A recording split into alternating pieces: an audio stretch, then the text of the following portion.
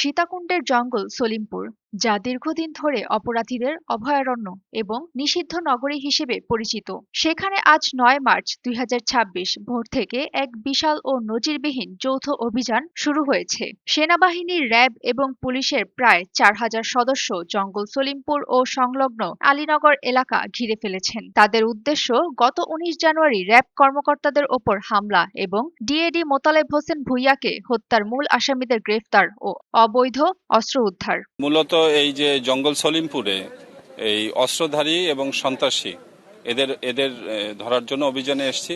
এখানে পুলিশ আছে, এখানে র্যাব আছে, বিজিবি আছে, আর্মি আছে এবং সিআইডি আছে, বিভিন্ন পুলিশের উইং আছে।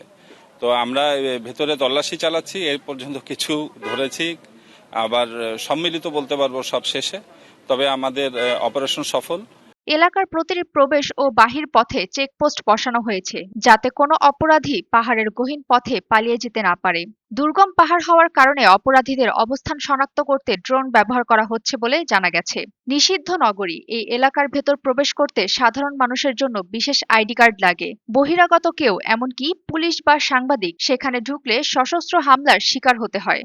প্রায় ৩,১০০ একর সরকারি খাস জমি দখল করে পাহাড় কেটে হাজার হাজার অবৈধ প্লট তৈরি করা হয়েছে।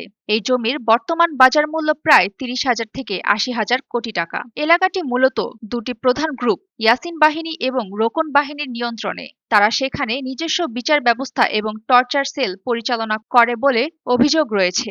সুমাইয়া ফারাজি, দৈনিক আর নিউজ।